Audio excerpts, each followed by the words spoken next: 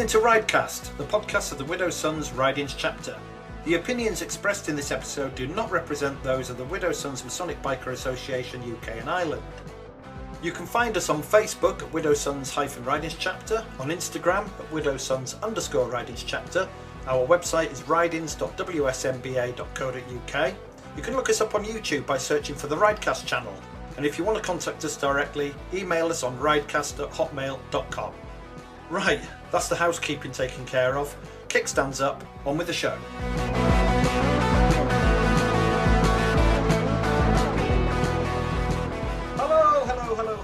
Hello, and welcome to Ridecast Season 2, Episode 3. Welcome back, everyone. It's been a few weeks since we last recorded.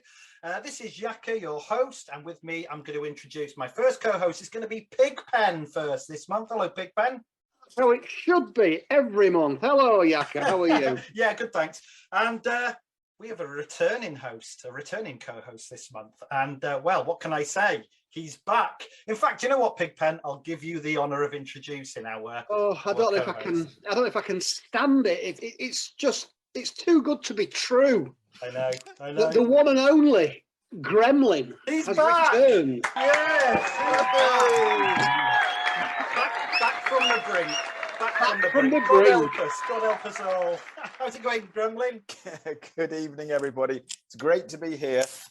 Contrary to popular belief, I haven't been over in the Ukraine fighting. So you said you weren't going to mention the Kremlin. No. Gremlin's nowhere near the Kremlin. We'll go into the reasons why, well, how I've returned, and also why we've taken a bit longer for recording this session as we normally would. So it's great to be back. Can I just play this in your honour? Because we were going to play this to you last month, but we didn't have an opportunity. But now you're back on the show. Hail to the chief! Right, turn that off. Don't let it go to his head. No. That's it. Okay then. So are we straight onto section 2, which is about me? No, we're going to do with a news update. News flash from the last 5 or 6 weeks. We'll start off. Can I just say, I would like to thank my vice president, Cassio, also known as Ian Simpkin, for standing in for me for the last Ridecast. He did a good job, didn't he? He did a very good job. Yeah, and I've had to pay him a bit of money for him not to reappear this week. Were you getting nervous? Yeah, I would imagine quite a few probably want him back rather than me. No. Yes. We're all nodding. We're all no. Okay, right. Let's get on with the news then. I'm sure the listeners are wondering what we've been up to. Yes. Right. So first on my list, Cappy's Patching, a new member. This is going back quite a while now. Can anyone remember Cappy's Patching? Yes, I remember it as clear as day, because it was actually the first patching of the year, wasn't it? First patching of the year, and it was the first time old Gremlin here came out of hibernation and appeared. Made an appearance, made a surprise appearance. Made a surprise appearance. So let me just give you all a rundown. So we hooked up with Tripsack, Rufio, Bobby, Cassio, Buzz, Badger, me. Obviously, Pigpen was there. Bandit. Oh yes, there was a candidate called Brian there as well, Bro Brian. Bandit. And Bandit, yeah. We met at, that's right, there was Bandit, yeah. Sorry, Bandit, didn't mean to forget you. We met up at Knaresborough McDonald's. We jumped on the bikes, rode up to Pigpen's farm. We met there with a cup of tea, nice hot cup of tea. We got straight. And Bobby and Frank were there already. That's right, yeah, Bobby and Frank. Then we were taken into the kitchen, and Pigpen says, "I've got a bit of a surprise for you guys." Opened the door, and there was our illustrious leader, El Presidente, in his wheelchair, rolled through the door, and everyone made a big fuss, and it was great to see him. Right, now you mentioned about me being in a wheelchair. Are we spoiling things for segment 2? You can spill the beans on that one. I think it's fair. Yep. We'll go into more detail in segment 2, but for those who don't know, the reason why I didn't make an appearance on the Ridecast last time was because I was involved in a very nasty accident, which resulted in me in having my right leg amputated above the knee. And for the time being, I am in a wheelchair. So you appeared in the kitchen there. We had I tell you what, there wasn't a dry eye in the house, was there, Pigpen? Oh, I'm still crying now. For different reasons. Yeah, the look of horror on everybody's face when I made an appearance. I mean, the weeping wasn't tears of joy, believe you me. It turned into wailing. Oh no, he's back! Anyway, let's not detract from the main person here. Cappy, brother, Nigel Kirk. Hang on a second. I thought it was about me. No, that's segment 2. Oh, okay, so, that's segment. So Cappy's been riding with us for about a year or so, and you know, it's just been patched in. So we went outside, set the bikes up, did the patching ceremony. What you did some ritual, didn't you, Gremlin? I did, to the best of my ability. Yeah, I did. I think I got most of it right. Yeah, I think on the whole it's pretty good. You did the obligation. I stepped in and did the address to the new member, and then we all celebrated that patching in, new member into the chapter, and then we went and had some breakfast. We did. And that was when Gremlin was presented with his little surprise. I had a fantastic surprise. The chapter presented me with a ruggedized outdoor Harley Davidson looking wheelchair, which was absolutely fantastic. That brought tears to my eyes. I'll bet. Because I dropped it on my good foot. And well, it instantly broke down, didn't it? So yeah, and it was trailing a big oil slick behind it, just like a real Harley Davidson. So, but no, it's absolutely fantastic. Yep, brotherhood at its best, friendship at its best. Brilliant. No, yeah. Okay, so what was next then? One of the events of the year, the big event of the year. Me and Gremlin don't have an awful lot to say about it because we weren't there. But but we had. Well, I was supposed to be there, but obviously I couldn't. And you and I have both been there in previous years. That's right. But Pigpen was there. Yeah. Representing the chapter, our secretary was up in Scotland at the Widow Sons branding event. And he stayed there for all of about 2 hours, didn't you, before you drove home? I think I had three full hours. 3 full hours. Yeah, no, it was very good. There's not much we can say about this, obviously. We're a bit limited to what can be revealed. Perhaps we need to explain what the branding ceremony is. This is organised by Widows. For the sixth time. Organised by Widows Sons Scotland, as we say. And it is like the culmination of your journey into the Widows Sons, where you are branded, but we can't say any more than that, and presented with your Widows Sons patch, which is in the shaped as a square, but not as in a square, but in a builder's square. Yeah. Does that make sense? Yes. L shape, which goes in the front of your cut, and it's the patch that really everybody wants and strives for. And that event is up in Scotland in a secret location that we can't reveal. And it's as Gremlin says, a special event for Widow Sons. Yeah. Normally freezing cold. Yeah, usually early part of the year. What was the weather like when you were there then? It was stunning, actually. Nancy boy. It was a lovely ride up. Bright sunshine, warm, t-shirt weather, basically. I thought you drove up in your van. Yeah, I did. Oh, right. You were sort of intimated that you rode up. It was a lovely ride up, he said. Yeah, you said a lovely ride up. You ride inside a vehicle, don't you? Yeah. You got to ride out. Well, anyway, semantics. Potato and potato. He's back, isn't he? Yeah. To be fair, I had to drive up in a car with another brother. Yeah. I rode up in my car. Yeah. You're camping, aren't you? You're still, regardless, you're freezing cold, even if you're inside a car. The night was cold. Yeah, it drops, doesn't it? It drops as soon as it gets dark. It was freezing. Did you not have any of your little Pigpen pals to keep you warm? No, I was all alone in my little sleeping bag. But yeah, no, it was a very good night. There was myself, Trip, Sack, and House. Oh, and Ars Bandido. And Bandit came as he got branded, but he was with us. But it was as a different chapter. But yeah, he was part of us. Yeah, because he was previously a member of Beda chapter, so he had booked in a couple of years ago with Beda chapter when he was a member with them, obviously it's been delayed for a couple of years because of COVID. Yep. So anyway, so we've got a few new square patches on cuts, which is nice to see. We have, and they're also talking about having a branding ceremony later on this year because of COVID. Yeah. Just so more brothers can get patched through. So or that's branded. sometime in November, I believe, but they haven't released an actual date yet, have they? And I think we've already got 5 or 6 members that want to do it, haven't we? Good. Yeah, I've got a list already. That's going to be cold, isn't it? That'll be cold in November. Holy moly! People, yeah. The place itself is a stunning location by the side of a lake, in the middle of a forest, and then the ceremony. Well, it's a one-off ceremony that you will probably never see the likes of again, unless you go a second time. Yeah, but even you won't see it again from that situation. No, you can't go. It's like going through an initiation. You can't go through an initiation more than once, it's on that same basis of being initiated into it. It's very, very different from anything you've ever seen or done. It was great. Did it hurt when they dropped your trousers and brought the goat in? No, because one of the junior brethren lube you up well. So plenty of lube. Plenty of lube. Yeah. So anyway, look, let's move on from.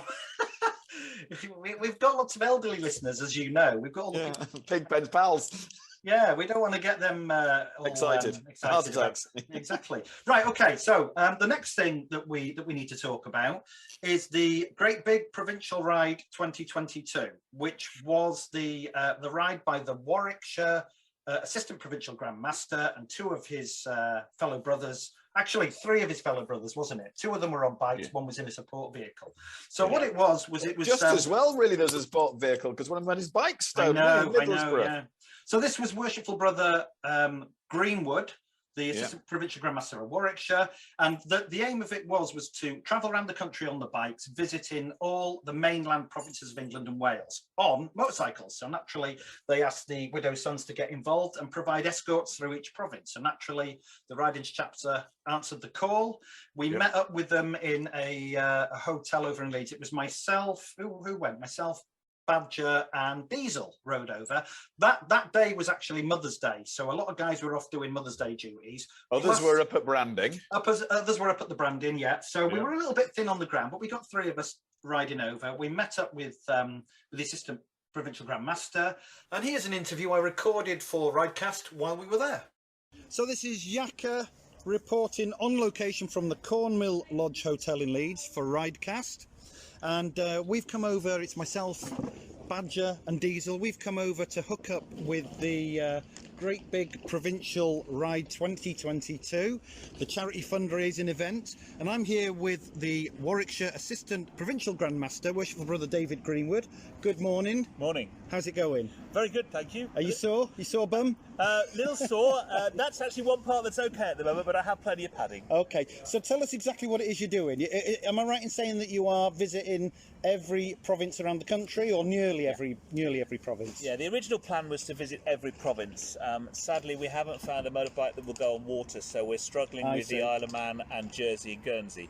But we will be visiting every province. All of England and Wales. All of England and Wales. Yeah, fantastic. And just trying to cook up again. We've been locked away for so long. Absolutely. It's nice to get out, spread our wings, and go for it. So what sort of mileage are you looking at? Obviously, you've got a planned route. What sort of mileage are you looking at? We reckon it's about 2,300 miles in total in 15 days. 15 days, right. So have you taken out a mortgage then to cover the petrol costs on that one? No, that was something that's happened recently, just the life insurance, so the wife's happy. Right, fair enough, yeah, fair enough. So fundraising-wise, it's for which charity? Is it the festival? Is it the Warwickshire? Warwickshire are in festival at the moment, and the Warwickshire 2023 festival, which is due to culminate in 2023 around September time. Okay. We're raising money for the Masonic Charitable Foundation, the MCF.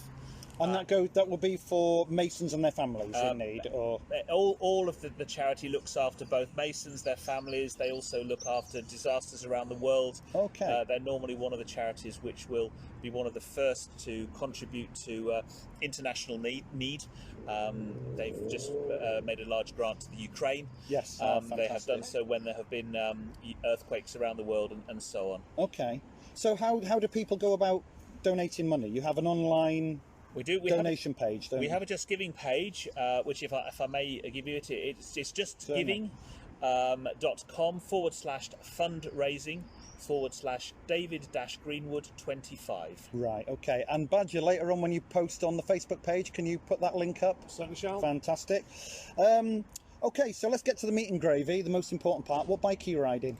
I've got a Kawasaki VN 900. And how long have you been riding that one? Because you're newly back into biking, aren't you? That's right. I used to ride regularly from the age of about 17, and have had a various bikes over time, with such things as a GSX 400. I had a GPZ 550, and then I gave up because I had a bit of an off.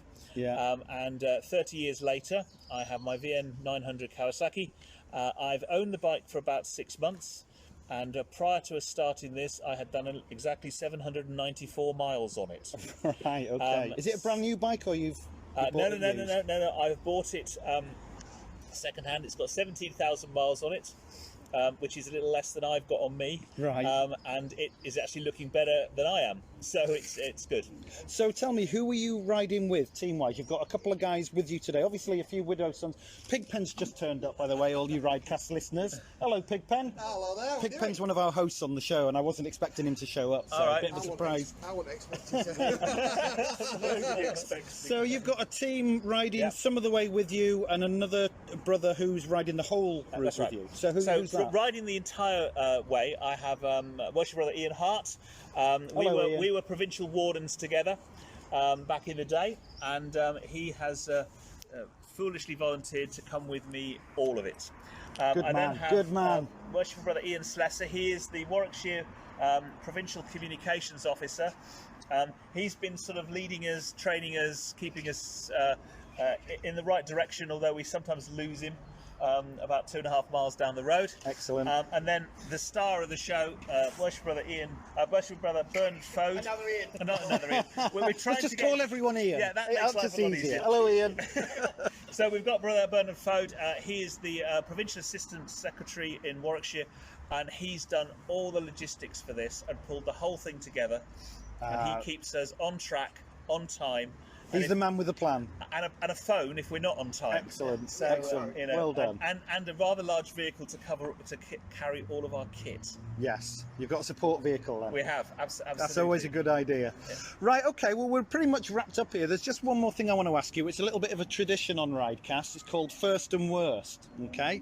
And what that is where you tell us your first bike. After passing your test, what was the first bike you owned, first bike you rode? GSX 404. Oh, a bit of a sporty sort of bike then. Absolutely. Okay. Yes. Did you like it? It was okay. It was a bit clunky. It was a bit solid. And it did it sort of went very good in straight lines, but not very good round corners. I think that might have been the rider rather than the bike, but we won't go there. And it had a very noisy exhaust pipe on it, but I can't remember what the make was. And your worst bike, the bike that you hated, that was cursed, that you kept dropping, you crashed, that got stolen. What's your worst bike? I would say probably I had a Ducati 650 Panther. Ooh, Ducati. It went round corners like it was on rails. It was quick, and every time I got off the thing, I honestly wished I'd never got on it because the pain. Because I reckon the saddle was a piece of marine ply with a bit of leather, very thin, cheap leather. So yeah, built for speed, not for comfort. Opposite a Pigpen here. Well, yeah, I wasn't going to mention that, but no, it's definitely comfort rather than speed. Okay, well, worshipful brother David, thank you very much for your time. Good luck on your ride around the country, and we'll be following your progress. If I could just, before you disappear off, we have a little presentation to make to you. Oh right. Okay. As we're going around the country, what we're trying to do is to just commemorate this, what we think is a first and probably last kind of event like this. So the Mike Hailwood Lodge, which is the lodge which I'm doing this for, not being a member, but that's another story. We'll do that one day. Okay. We've had this made by one of the members of the lodge called Andy Hare, and we'd like to present you with a piston. With a little inscription on the top which says the Great Provincial Ride Out for the Warwickshire 2023 Festival. And please, if you would keep very that kind. That's wonderful. Well, it's heavy as well. Oh yeah, it's real. We found out they are very good at taking up space on desks and also keeping doors open if necessary. Don't drop it, you'll be in the plaster cast for a month. Well, I will accept that on behalf of the Riders chapter. Thank you very, very much. That's a lovely thing, that. Thank you very much. What's from brother David Greenwood. Thank Cheers you. then. So there we have it. You tempted fate about having his bike, Nick, didn't you? I know. So Pigpen and I led the front of the ride, and we led them basically out of Leeds, up the A1 to the Wetherby services. We stopped there for a drink, and oddly enough, they decided they wanted to interview us at that point. Yeah. So they got their smartphone out, and they did a, what's it called, Facebook Live. They did a Facebook Live interview, and I've captured that interview off their Warwickshire Freemasons Facebook page. And what I'll do is on the video episode, I'll slip that into the video, and those of you that are on the YouTube channel, on the Ridecast channel on YouTube, can watch the video, and I'll put it in here. Super. Good morning again, everyone. We're at Wetherby Services now. We're joined by a wonderful group of friendly Freemasons with very catchy titles. So we'll start talking to Yakka. We've got to get into how you got to be called Yakka in the end. They joined us down in Leeds and escorted us all the way and kept us safe coming up a rather busy A1 this morning. So, guys, thank you very much for coming out. Our pleasure. Great fun riding up with you. I'm slightly deaf now from the side of your bikes as we go through. That's his bike. Mine's nice and quiet. I think it's safe to say that people don't normally associate Freemasons with motorbikes, certainly not with leather-wearing motorbikes. Definitely, yeah. So A lot of people are quite surprised when they see us turn up at cafes and garages and wherever we go, and they look at our patches and they're like, "Oh, so who are you guys?" And then they spot the they spot the Masonic symbols, you know, the square and compasses, and then they start asking questions. And I think they're generally quite surprised by that. But there are a lot of us now, a lot of widow sons. There are, I think, last count, I get this right, 30 chapters around the UK now. Wow. There's 30 in the country, and then there's ones outside. There's over 1,000 Widow Sons members, plus there are associate members as well, people that ride with us. But it's growing, it's becoming very popular. Like the specialist lodges, you know, it's becoming very popular, and there's loads of biker Freemasons. Do you get drawn to motorcycling through Freemasonry or Freemasonry through motorcycling, or both? A little bit of both. We've actually, in our chapter, we've brought in 2 bikers that started riding with the chapter and became interested in Freemasonry and ended up getting initiated into local lodges. So we're quite pleased to say that we're attracting new Freemasons into Masonry. It's fantastic.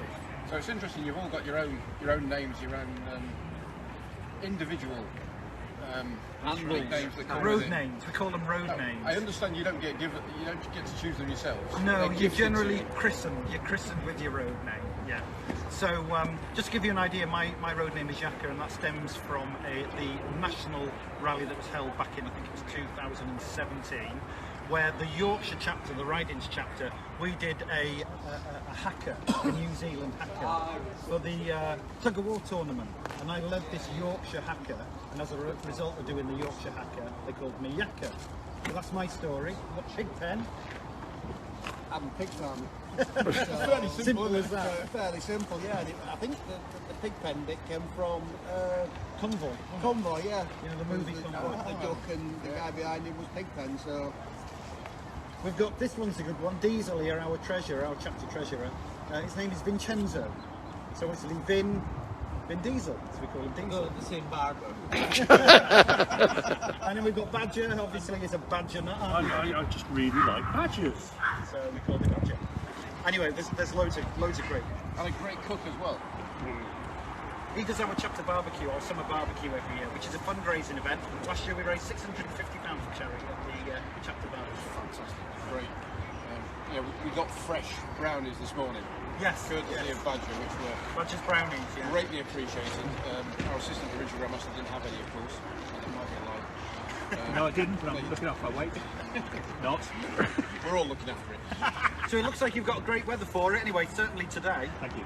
Guys, we've had a wonderful welcome in Yorkshire. It's been great for you guys to come out on a Sunday morning and greet us. Our pleasure. I'm pick up only flowers. sorry more of us couldn't turn up, but a lot of the chapter are up in Scotland at the Widow Son Scotland branding event, so they're all camping up there. Pigpen managed to get back early this morning to come down with us, and obviously with it being Mother's Day today, a lot of guys are tied up with family commitments, but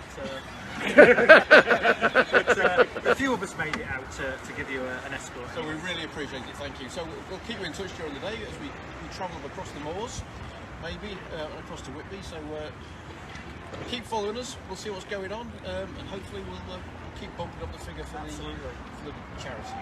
Good luck on the rest of the ride, guys. And can I say out there to all the Widow Sons watching, tune into Ridecast, the Widow Sons podcast. So there you go. So that's the video. Anything you want to say about that, Pigpen? It's a good little ride up. Steady away. It was steady. Yeah, it was steady. Whereabouts did you meet them? We met them in, was it called the Cornwood Hill Motel or something like that? Yeah. And how many miles was it to Wetherby? Not far, not far. It was only a half-hour ride, wasn't it? So they rode for half an hour and wanted to get off and have a coffee. Yeah. Wow, it's going to take them a long time to get around the country. They'll be finished by now. They'll have been finished by now because it's going back a few weeks. Which part? So, will they have finished by now? Yorkshire or? No, they've done the whole thing. I was on the Facebook page, the Warwickshire Freemasons Facebook page. There's not an update recently, so I don't know how it all worked out. And we do know, as Pigpen said, that one of the bikes got stolen, didn't it? In Middlesbrough. It was Honda. It was Africa Twin, wasn't it? Yeah, Africa Twin, fairly newish one as well. So did he end up in the support vehicle then?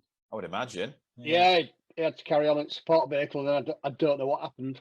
What a shame. I wonder if they'll ever get the bike back. They're bastards. Yeah.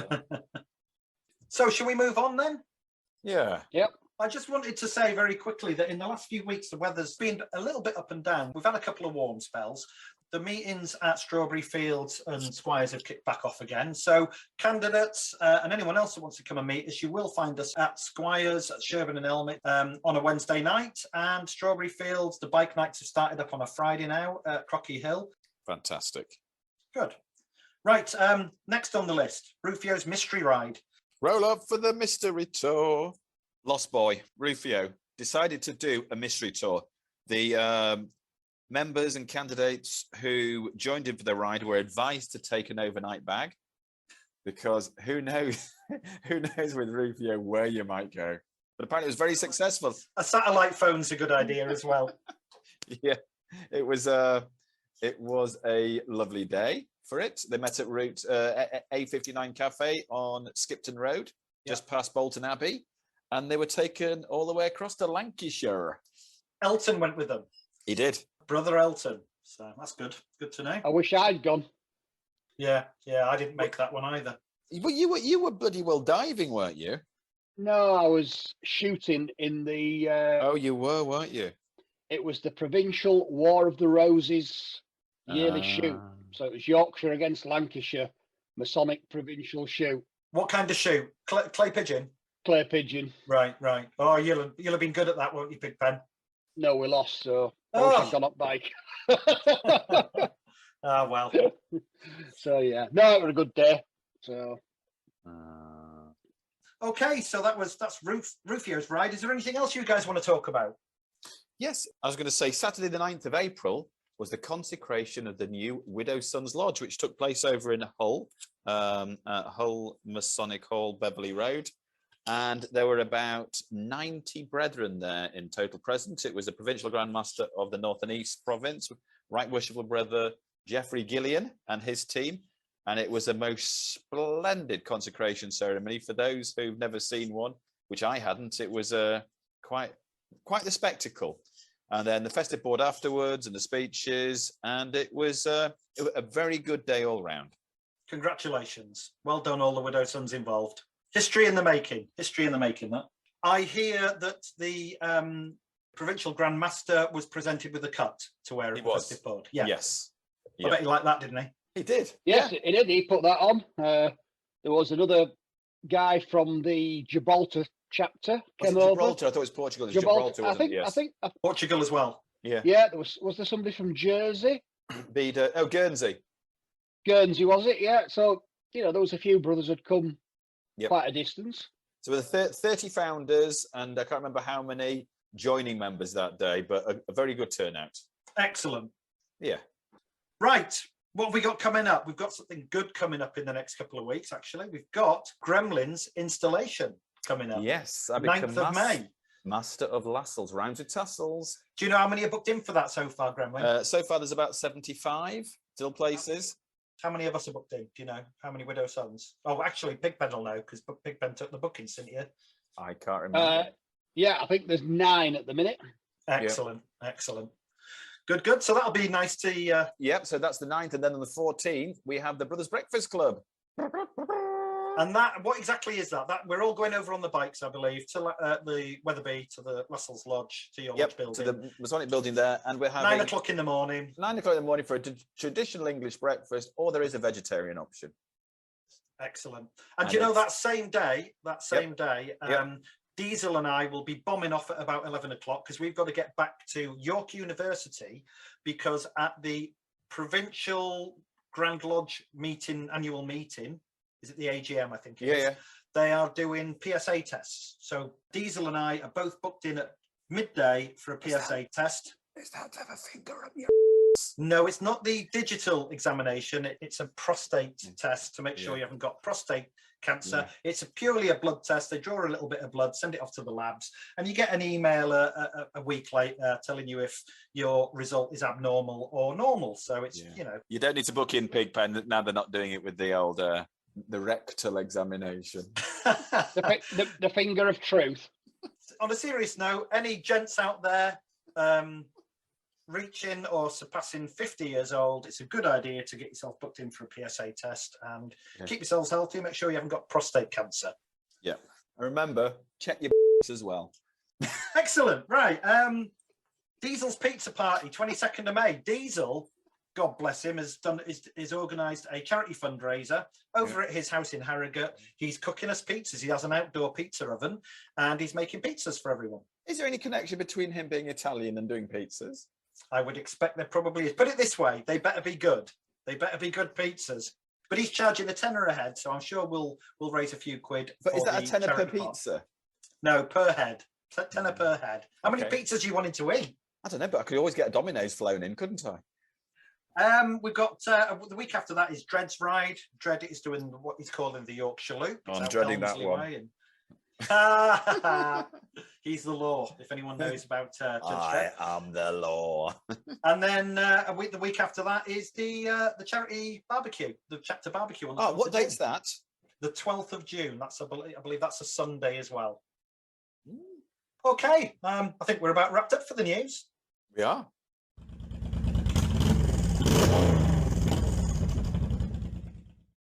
And we're back into segment 2, and this is the moment that Gremlin's been waiting for the last hour, because this segment is all about Gremlin. Yeah, it is. So, as we mentioned at the beginning of the show, and obviously in last month's show, our Gremlin was involved in a rather terrible accident. When was it? It was at the end of Friday the 25th of February. Yeah. And it put our Gremlin in hospital. And well, I'm just gonna let Gremlin take over. And can you just tell us the story? Yeah, I mean, nobody really alluded to the reason why I wasn't at the last Ridecast, but I had been involved in an accident, because I don't think, I'm not sure what stage the Ridecast was recorded, but I was involved in a location accident, as it was called, rather than a rather than a motorbike accident. I'd been up to Bilborough Top on the A64, been to Optimum Bikes there at the lunchtime. What had you been there for? Everybody keeps going on about Bilborough Top and Optimum Bikes, so I decided to have a little visit there to take a look and see what it was all about. And to be fair, it's not a bad place. It's high-end bikes in there, aren't there? Yeah, high-end, expensive 2 stories of bikes, and very impressive. So anybody looking to acquire a second-hand bike, and they're in the York area, it's well worth taking a look. Not just Harley Davidsons, lots of Ducatis, lots of Triumphs, few Indians. Last time I was there was a few Indians in there. A couple of very impressive Hondas. Now, what's the Valkyrie? Is that a Honda? The Valkyrie. Yeah, is it a Honda? I think it might be. But it had a similar engine to the old, the Triumph Rocket. Just a lot of chrome, very impressive. So I thought about Pigpen, that could be his next bike. Anyway, it was quite warm in there, so I'd taken my jacket off, and as I left, headed down the A64, I noticed that my belt was flapping a little bit. So accidents are caused by distractions. It was distracting me. Went to pull into a lay-by, and as I was in a lay-by, The next You were thing sat stationary, weren't you? sat stationary, side stand down, engine off, adjusting my jacket, my belt. I was hit from behind at 65 miles an hour by a Ford Ranger pickup truck, which ultimately flew me in the air 50 feet into the air. I landed facing the carriageway. I think I was unconscious when I landed. First 3 calls that went into emergency services was there was a biker dead on the A64, but I wasn't. I was very badly injured. I was lying on my stomach and I could feel my right leg was in real agony. I thought it was up in the air, but it wasn't. It was on the ground, and I had multiple compound fractures in my right leg. I was losing a lot of blood. I had to have a roadside blood transfusion. The air ambulance came. I was cut out of my clothes. All my clothes I was cut out. I was devastated. Thank God I didn't have my cut on. And I was... Did you have any other injuries apart from your leg? No, I didn't. The miracle is, when they did a full CT scan when I got into hospital. I remember waking up screaming in the CT scanner, whether it was fear, whether I was in pain, but they couldn't find any other injuries. A wee bit of brain damage, but I think that's been there for quite a few years. Well, any damage on your brain's bound to be minor, isn't it? Let's be honest. I'd say it's severe because there isn't a lot there to start with. They did 2 brain scans because they couldn't find it the first time. So, from a serious point of view, I had all the right clothing on. I had my big Belstaff winter jacket. I had my D30 back protector, shoulder armor, elbow armor, my big winter Dionese trousers, which were Kevlar, and knee protectors, Daytona boots, gloves, but I had my helmet on. I just bought myself a brand new white full face helmet so I could be seen. I was sat on a white Street Glide, one of the biggest bikes out there, white. Yeah. And this guy didn't see me. And, taken into hospital. And the next thing, I woke up a few times on the A64. Air ambulance was dispatched, wasn't it? Yeah, it was. And I remember one of the times I woke up was hearing the air ambulance landing. And then the next time I woke up, I was in an ambulance thinking, why aren't I in the air ambulance? Anyway, right. It transpired that the air pressure would have been detrimental to my injury and would have caused me more injury. So that's why I went by road ambulance. Right. Taken to Leeds General Infirmary, into the major trauma ward, into resus to start with. Is it right? Our house was there waiting for you when you arrived? Yeah, so he'd been phoned by my brother in the end to say that I was I'd been involved in a very serious road accident. Nobody knew which hospital I was going to, so House got onto the system and then found out I was coming to the LGI, which is where he works. So he was, when the ambulance came in, he was there. When my wife came in, Tess, he was there to meet her, and nobody was allowed to see me that night. 7-hour operation on my leg. And, I woke up the next morning with House one side of my bed, Tess the other side, all the doctors in front of me. And basically it was touch and go that night, whether I'd live or die because of the seriousness of the injury to my leg, the amount of blood I'd lost. And it was to decide did they amputate my leg then or try and save it? And of course, the last thing I wanted was my leg to be amputated. No, it's not just vanity, but they're my legs. And I had the third operation was my amputations. The first operation was to stabilize my leg and find out all the mess that was going on. And then the second operation, they took a vein out of my left leg, a donor vein, and they managed to feed that through. They did a femoral artery bypass. They put this vein in, they got my foot, blood flowing, going to my foot, but I think my calf had died. It was too badly damaged. The amount of fractures to my shins was beyond repair. My kneecap was dislocated. I think that was around the back. It was a real mess. Oh, and I didn't, to be fair, from Saturday morning to Wednesday evening when I woke up after the amputation, I don't remember much at all. I was on ketamine, I was on morphine, and it's turned into a blur really. But I just remember waking up on that Wednesday evening to be told that my leg had been amputated, and it was a horrible thing to hear to start with. Really yeah, was. just to fill you in on our side, obviously we found out on the Saturday evening. I found out around about Friday evening or Saturday, because it was sorry, Friday. it was the Friday, yeah. Sorry, it was the Friday evening after work. I think it was Pigpen had posted it in our chat group that you'd been in an accident. So the accident that happened around about lunchtime, hadn't it? Yeah, 12:33 p.m. approximately. So we were all a bit shocked that you'd been in an accident, and it sounded quite bad. But it wasn't until I checked Google and checked the news, and it said, you know, air ambulance dispatched, biker on the A64, and I thought, oh my God, this is bad. And then it sort of hit home that it was quite serious. And obviously Pigpen was in touch with Tess and David, so he was keeping us all updated. But the more news we got, the more distressing it was, and the more worried we sort of became. And we were actually recording the last month's episode with Casio when Pigpen stopped the recording and said, guys, I've just had a ping. Gremlin's had his leg amputated. So we were mid-recording when we found that out. So it was, we had a little bit of a break, took a few deep breaths, put the kettle on, and then said, we've got to get this episode finished. So we carried on with the recording and finished the episode. But that was hard work, wasn't it, Pigpen? It was. It was. Yeah, there were hard days then. I know you had it hard, Gremlin lad, but you know. Yeah, but I was out of it most. I mean, it was my wife Tess having to sit with me when I'm screaming out in pain, not knowing that first night what was going to happen. The irony is, she decided to go for a ride when I went out for a ride. She went. She thought, right, bugger it, you know, it's a nice day. I'm going to take my bike out. And then she had this feeling that something wasn't quite right, so she decided to ride back home.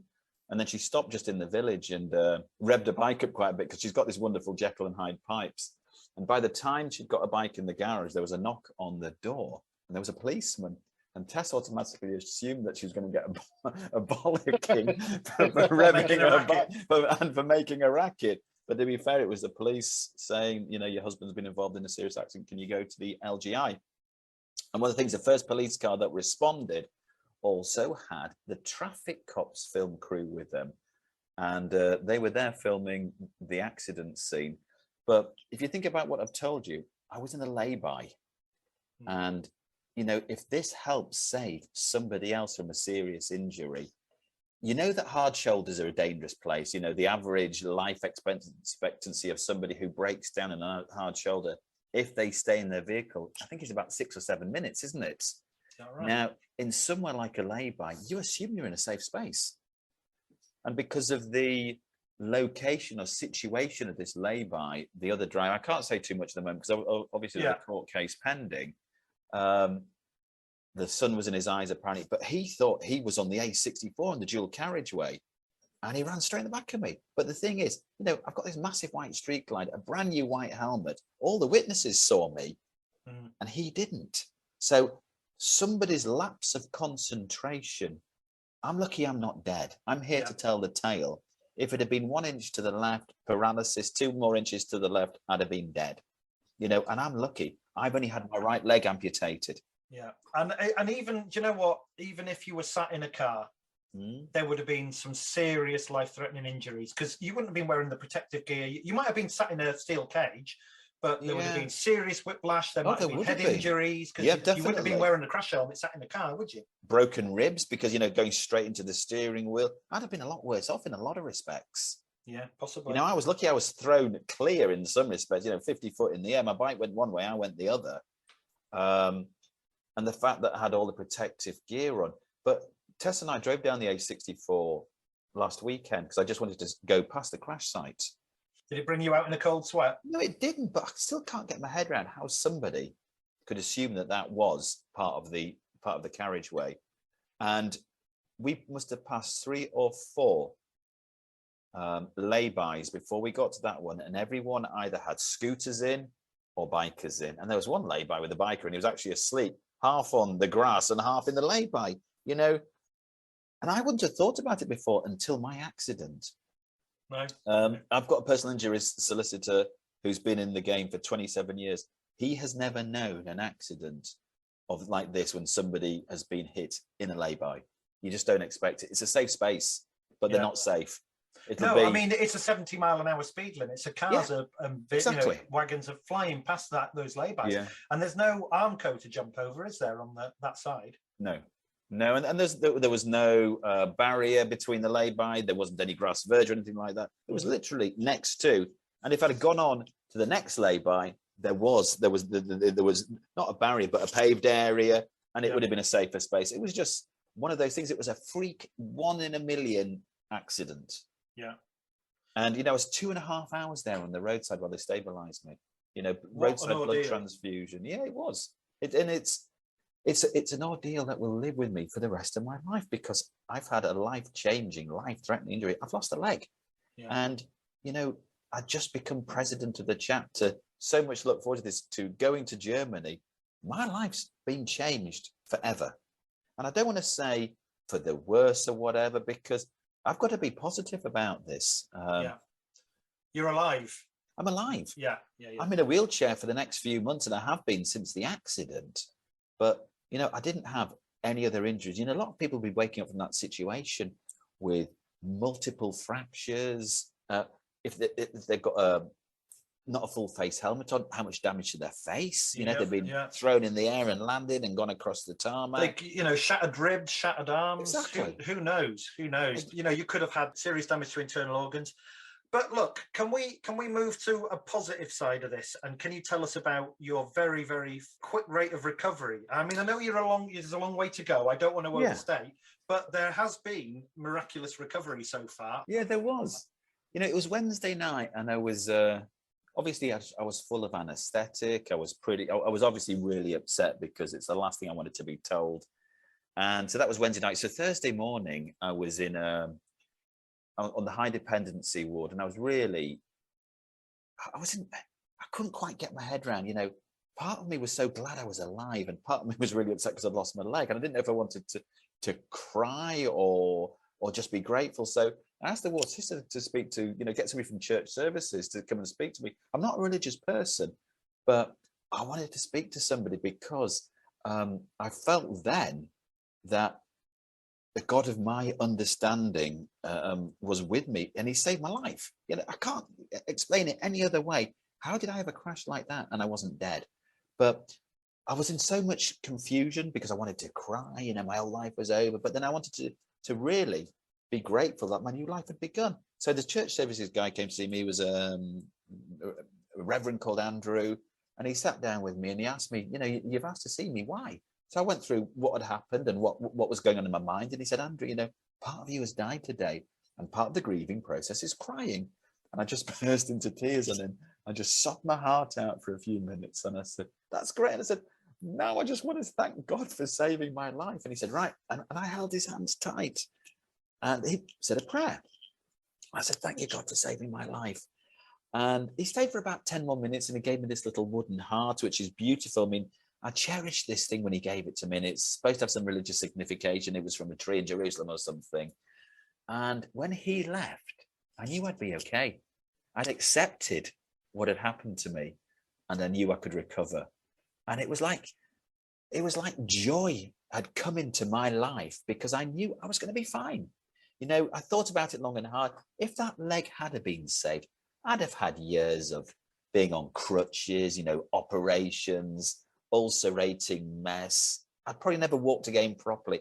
I've got a really good chance now because I'm going to have prosthetics which are going to be out of this world, artificial intelligence. They're going to have the microprocessor in, and I'm going to be able to do pretty much everything I could do before. It'll be a different way of doing it, but it's not going to prohibit me from doing what I want to do. My wife has been absolutely incredible. Tess, she's had to give up work because of this for the time being. The support and love she has given me, the love from my children, and the love from all of you lot. Believe it or not, my Masonic brothers, the riding chapter, every chapter around the country has been absolutely instrumental in my recovery. Yeah. Good. That's good to hear that we've helped in some small way. Yeah, but it's funny, 2 or 3 weeks after coming out of the LGI, and can I just say, if anybody from the LGI is listening, thank you so much for everybody in resus, intensive care, high dependency, low dependency. You saved my life. You were absolutely incredible. And Brother House, he was there every day. You know, he works at the LGI, but he came and saw me every day. And he was the conduit between his world, the medical world, and my world, the normal world. And he was just absolutely brilliant. Even though he says he did nothing, the fact he was there and he was speaking to Tess, he was speaking to my brother, just explaining what was going on was just incredible for me. It gave me so much confidence and faith. And yeah, miraculous. LGI saved my life. Well done, LGI. There are angels. They are. That's and to be fair, the amount of ketamine I was on when I was coming off that, everybody that walked in my room had angel feathers floating around them. Wow. I hit the K-hole a few times with everything to do with that and to do with the morphine. I had some serious bad trips, I have to say. So do you think we're going to propose LGI as our target charity for the barbecue? Or there are two charities that I want to raise money for this year. One is being Master of Lascelles, but also President of the Ridings chapter. The Day One Trauma is what the LGI have, and my daughter did a tough mudder for them a few weeks ago, and she raised £5,000. I'm speaking to them because there's certain services that I want to speak to regarding my mental health, because I've had a hell of an accident. And there's stuff I want to talk about, even though I didn't have the image of this car coming towards me. There's still not issues as such. I've got something called ICU mania, which is all to do with the hallucinations. And I would imagine you have some kind of PTSD or something, surely. Possibly. And yeah, and I do want to speak to those services. I also want to speak to an amputee mentor, somebody that's been through this journey, because I need to understand really the phases of what my recovery are going to be. Yeah. Not necessarily the time frames, because everybody heals differently, but you know, allegedly I'm going to be measured up for my first prosthetic leg in a month or two's time, and then you know, another month after that I'll get my first leg. But it's understanding that journey and being able to speak to somebody who's been through it is going to be a real help. And that's one thing I want to do eventually, is become a mentor to somebody that's gone through a similar thing to me. Yeah. And can I just say, our Gremlin here is a very resilient chap. On his first therapy session, he was up walking on a prosthetic limb with the old parallel bars. He posted a video literally only weeks after his accident, and there he is walking up and down. And can I say, Friday, I was walking on 2 sticks. And this Friday, they're going to take the bolt out of the leg I've got that they give me in the hospital to walk on, because it's just a solid metal piece. Yeah. And they're going to give me the knee bend. So you'll have the articulated joint. Yeah. I've got to learn to walk with that, with a knee bend. Wow. And that's a whole different skill, I would imagine. It's really scary, but it's really exciting, because this is part of my recovery. And if I can do that, it's one stage further to not having walking sticks. I think I'm a long way off that. You know, I need the balance and support. I lost 10 kilos in hospital, 1.5 stone, and I don't think all of that was my leg. So a lot of muscle loss went. But for my recovery, it's going to be 80% mental, 20% physical. My wound is healed properly now, and the stump is forming, and it'll take another year. And I want to be riding a motorbike at some stage. I've sat on my breakout. My street glide's still in Nottingley police yard, wherever it is, waiting for, I don't know, the result of. Will they inspect that for like a forensic inspection for impact and stuff like that? For the, I presume so, whatever they need to do with it. And then the insurance companies will have to collect it and decide what to do with it. It'll be inspected, won't it, to see if it's a write-off or. Yeah. But to be fair, even if it's not a write-off, I don't really want that bike back now. I don't think it's going to be recoverable. I think that, I mean, if that's had a rear impact at that speed that you're talking about, I can't see how it could possibly be made roadworthy again. Can you, Pigpen? It's not just cosmetic damage, that, is it? It were never roadworthy at first place. It were a Harley. So yeah, one scratch and they write it off. It'll cost more to repair than anything. So yeah. You see, this is it. This, you know, people laughing and having fun. This is also part of my recovery. If anybody wants, you know, pirate jokes or whatever, go ahead, say them. I give out enough crap to everybody else. I'm going to expect to take a lot of stick back because of this, and it's going to be good. Yeah, life is good. Life is fantastic. Life is for living. You know, all of you who think, well, I'm not going to do this today. Why not? That could have been my last day. You only live once and you're a long time dead. Yeah, So, I said goodbye to Tess at 11:30 that Friday morning. I didn't come home for 19 days. Yeah. And not because I went walking around, because I was in hospital. I think you're going to surprise us all, mate. I think you're going to be back on a bike next summer. You know, you'll have the money, all being well, with the court case to adapt your bike. You're already in the process of getting your car adapted, I believe. Yeah, I'm going to have hand controls for my cars, because people have said to me, "Oh, even with a prosthetic leg, you know, you'll be able to drive with the foot pedals." You don't know how much pressure you're putting on, you know, with a false leg. You've got no clue whatsoever. So I will have hand controls in every car I ever have. Well, you're going to have to do a second year as president now, because I will have to do a second year now. Absolutely right. And brilliant. You know, the chapter, it's a shame it's happened, but it's happened for a reason in my eyes, and I don't know why. And I'll find out more, you know, as time comes on. There's always a reason for something, and it's not quite knowing what that reason is yet. You're an inspiration, bro. Thank you.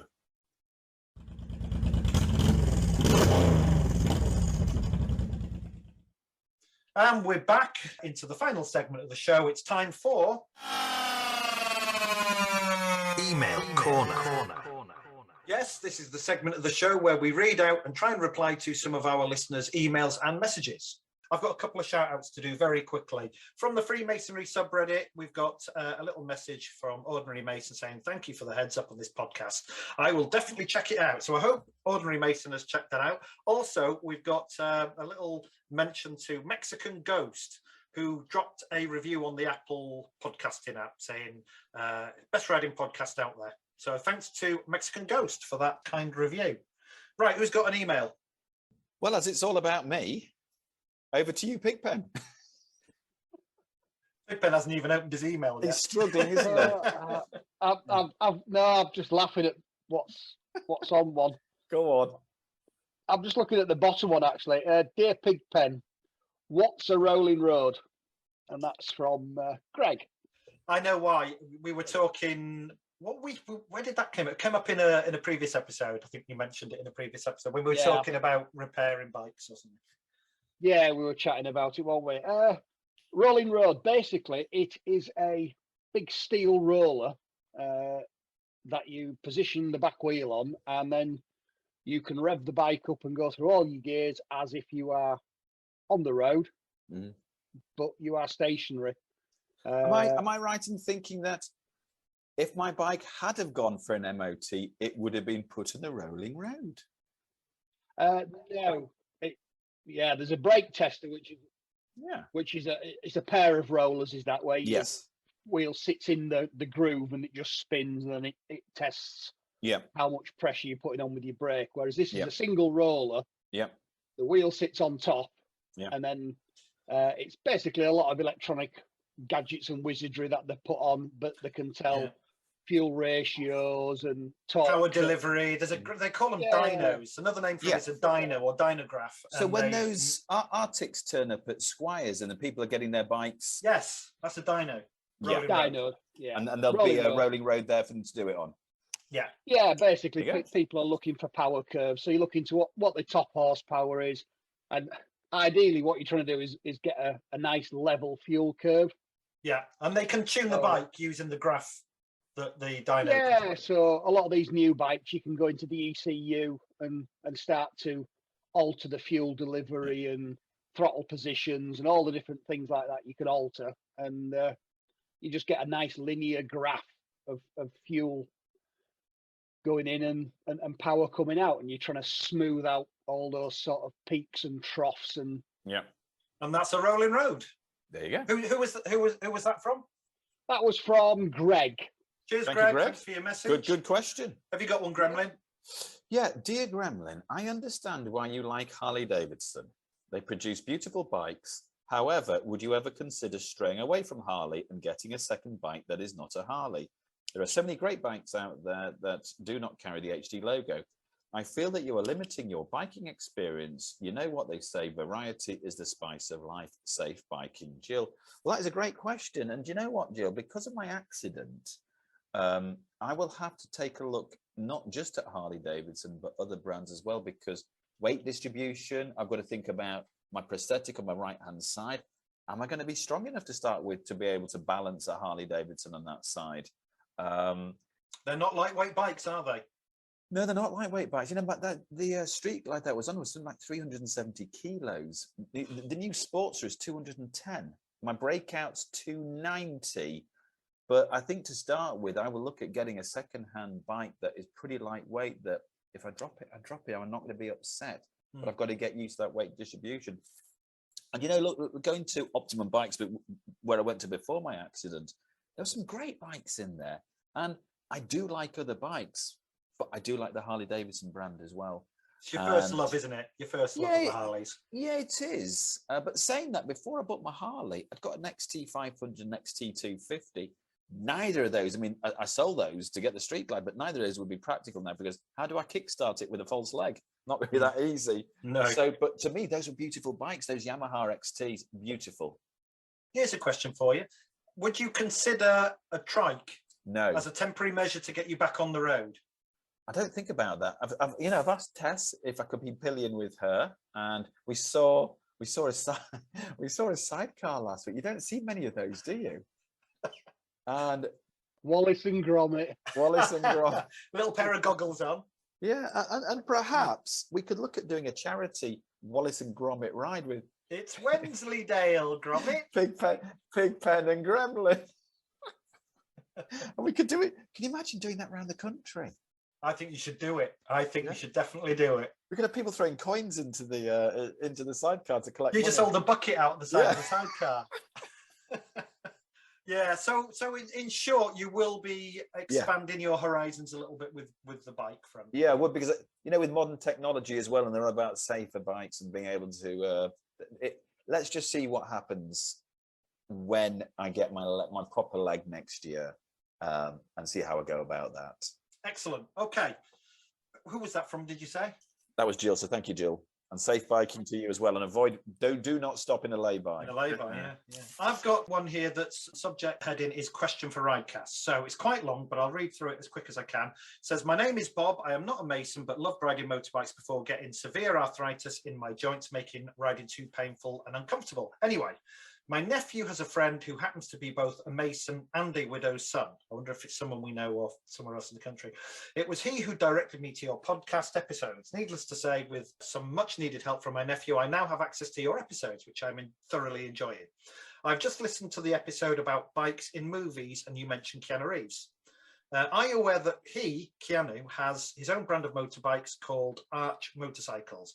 Well, I didn't until I read a short article in Bike Magazine recently. Unfortunately, the article only touched on the subject, so I wondered if you all could discuss the topic in greater detail in a future episode. All the best from Bob. Now, we have actually mentioned Keanu Reeves' motorcycle brand, haven't we, Arch Motorcycles, in an earlier episode? We have, but we didn't go into too much detail about it, though, did we? No, maybe that's something we should, I'll have a little look into it, find out what models are available, what sort of prices and all that.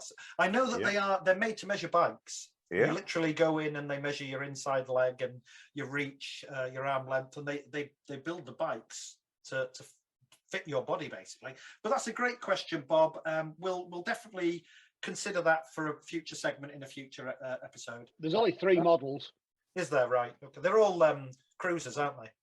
Well, that might be the bike I ride then, if it's going to be made to measure. Made to measure. They're a pretty penny. They're a pretty penny. Mind you, with your money, Gremlin, buy 2. Yeah. Right, Pigpen, have you got another email for us? Yeah. I'll get back on it. In your own time. So this is a follow-up from last month. Hi, boys. Sorry to hear about Gremlin. Hope he gets well soon. He is a bit of a pain, so he won't be missed. You're making that up. He's added that bit in. You can't kidder. We like the way you got your names, but Gremlin is the mischievous creature. Pigpen said that himself, and Gertrude could go on his bike, the mighty Honda. Gertrude hopes it is a red one because it is it has been a long time since she has had anything big and red that throbs between her legs. Oh, Are you making this up, or is it for real? this is for real. This is for This real. is for real. Yeah. No wonder you decided to miss half of it. Yeah. Come on, fake news. Let's just read the whole thing, Pigpen. Come on. Just a little note about Pigpen, and that he has a lovely deep voice. He could do a voiceover for James Bond. I don't know about James Brooke Bond, maybe. Yeah. And then then they both go on to the question of electric bikes. Yeah. So this was Gertrude and Ethel from last month's episode. This is They emailed us last month. We got an email last month for them, and they've obviously listened again. Regulars. We've got 2 regulars now, and they've posted in again with this question. So, no, I don't have an electric bike. No. Would you consider one in the future? Would I consider one? I know people who have had them, and they say they are like an electric car, wickedly fast. Yeah. Because, like an electric motor, it just you twist and it goes. Yeah. We keep coming back to this electric bike question, don't we? This has got to be the 3rd time that it's been brought up in the Ridecast. We keep saying we're going to do a segment on it, but we've not got round to it yet. I think the trouble is nobody knows anything about them. We don't have one. To me, I think if it's commuting, I think that's what they're for. If I was a commuter, I would probably seriously look at one, because you can get to work, plug it in, get back home. Yeah. For going anywhere else. Yeah. Speaking to Leeds Harley Davidson, they were saying that in London they sell a lot of them. It's the live wire is there because there's no congestion charge, there's no emission charges.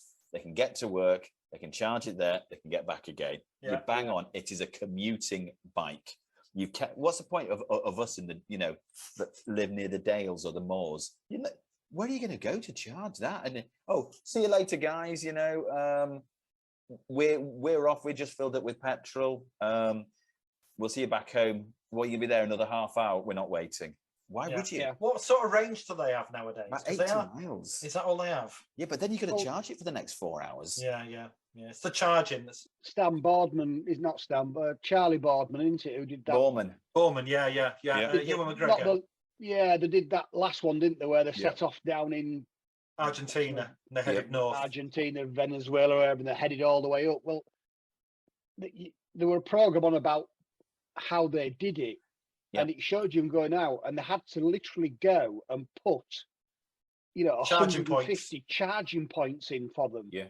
Because there was nowhere to charge, and then half of them didn't work. Correct. So they had a wagon or a little 4-ton sort of wagon thing with a diesel generator on the back of it, following them.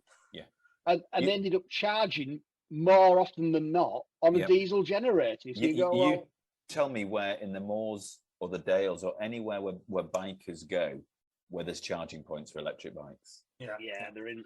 But saying that, more of the marks, whether it's Yamaha, BMW bought out, but it looks more like a scooter to theirs. They've bought out a new city bike, but that's what they're calling it, like a city bike, because it is for the city. It's not for the countryside. Yeah. They're not for the likes of us that want to go out and do 200 miles. But then, saying that, they do the Isle of Man. They have an electric bike race at the Isle of Man. They do. But how many miles is it? Well, they do 1 lap, and a lap is 37 miles, is it? Yeah. There you go. Electric bike can do it. It's like a 40-mile lap and job done. But might struggle with 2. They are zipping round at wickedly fast. They're quick. They are quick. Yeah. I remember the first year they held that 0 race, and a lot of the bikes didn't make it that first lap. They've improved obviously more recently. Yeah, but that is it the future? Who knows? We will revisit as we keep promising to do. Yeah.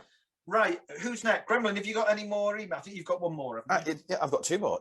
Dear Gremlin, you mentioned that your wife was lucky to get Jekyll and Hyde pipes. Could you elaborate on what these are and why they are so good?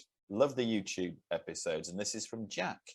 Well, Jekyll and Hyde give you the ability to have different, I suppose, noises, different sounds from the same set of pipes. So you've got quiet, you've got quite loud, and you've got very loud. So, you know, if you're like your neighbours and you're getting up at 6 o'clock in the morning to go to work on your bike, you don't want to have like my mini grenades on my breakout. You just piss everybody off. So let's put it on quiet mode. Also, if you want to take your bike over to Germany, my breakout wouldn't be able to go right now. You know, I'd have to put the standard pipes back on it, any modification like that. With the Jekyll and Hydes, they come with like a traveling passport that says that they, you know, the decibel quietness is country specific for Germany, for France, or X, Y, and Z. They aren't cheap. You know, Jack says, "Why was your wife lucky getting these? Because I paid for them." And I think can I just add that the choice of loudness is adjustable with a switch on the handlebar. It is. There's a switch on the handlebars, 3 settings. Yeah, and they're lovely. They look good. They sound great, but they're not cheap. $2.5 grand for those pipes. Wow. Yeah. So there you go. So that's the Jekyll and Hyde pipe. Yeah. You see quite a few out there now. There was an issue. You see, one of the situations is I've always wanted to do a stage one. As soon as I get a new bike, a Harley, you do a stage one, you put different pipes on, you do the air filter. But because of the 2021, whatever it was, you couldn't put any modifications onto the 2021 Harley Davidsons because they'd tweaked something or other, but yet you could put the Jekyll and Hydes on. That's the reason why we did it. Right. A lot of non-bikers, I don't suppose we have an awful lot of non-bikers listening to the show, but if we do have any non-bikers, like for example, my mum listens to the show, so she's a non-biker. What is it about these noisy pipes? You sound like, what's his name? Rylan. He has his mum on the show. No, my mum listens. But can you explain to the listeners, what is it about bikers and their noisy pipes? Come on, Pigpen, you've got pretty loud pipes on yours. And so have you, Matt. Both of you got bloody loud exhausts. Yeah. What is it? Pipes save lives. I like the sound of a V-twin, and I want to hear it. I want to open that throttle and hear that roar of thunder. And when you're with a pack of bikes, like we occasionally get out with 15 or more bikes, you're riding through the Dales with a group of bikes, all with the noisy V-twin pipes and everything. It's like rolling thunder. It's just the roar incredible. and the more. Yeah, it's like thunder coming through. Yeah. So I suppose that's what it is. But vanity, isn't it, to have that noise? I don't know if it's a showing off thing, but it's just when you know you're on a powerful machine when you can really hear it when you open that throttle up. It's difficult to explain. You either love it or hate it. Most people hate it. They probably find us a bit of a noise nuisance. I know the government aren't keen, are they? But like Pigpen says, car drivers can hear us coming as well. They can. So. Yeah. Not all car drivers like bikes with loud exhausts, as I found out in coming back from Scotland. Do you remember? Yes. Yeah. He got very upset though with me revving my bike because he was in the way. It is great for getting cars to part in front of you. Yeah, but he didn't though.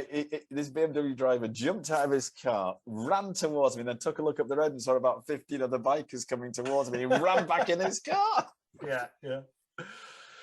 So, anybody else got an email? No, I think I have one more. We're an inclusive organisation. Freemasonry is very inclusive, and this is to the Ridecast boys. Hello, my name is Jerry.